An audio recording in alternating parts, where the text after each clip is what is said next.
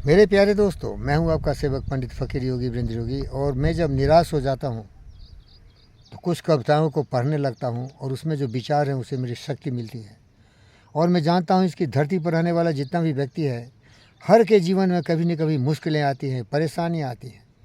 हर तरह की परिस्थितियाँ, सामाजिक, पारिवारिक, आर्थिक, बहुत तरह की परिस्थितियाँ झेलना पड़ता है।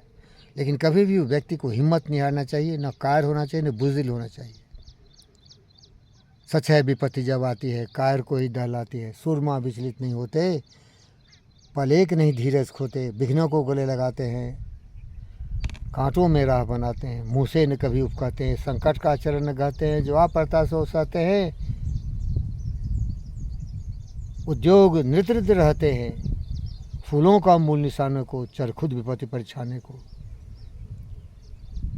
है कौन विघ्न ऐसा जग में टिक सके मानवों के मग में। है कौन विघ्न ऐसा जग में टिक सके मानवों के मग में। खम खम खोंड छेकता है जब नर पर्वत के जाते पाव कर। मानव जब जोर लगाता है पत्थर पानी बन जाता है। गुण बड़े एक से एक प्रखर है छिपे मानवों के भीतर। गुण बड़े एक से एक प्रखर है छिपे मानवों के भीतर। मेदी में जैसे लाली हो, बर्थ का बीजू जाली हो। बत्ती जो नहीं जलाता है रोशनी नहीं हो पाता है। तो आइए मेरे दोस्त, उदास मत होइए। आपकी मदद करने वाला कोई भी नहीं है।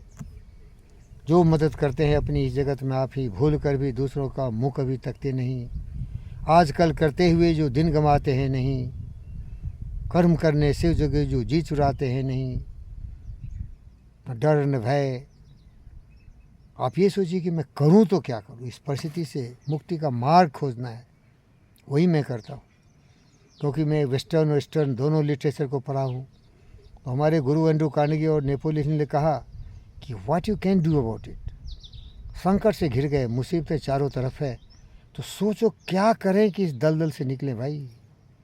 रोने से क्या होता, कलपने से क्या होता, गिड़गिड़ाने से क्या होता, भयभीत होने से क्या होता। अब तो मरना है या इस मरण स्थितियों से, परिस्थितियों से बाहर निकलना है। तो यत्न करके उसे निकलने की कोशिश करिए, दुखी मत होइए।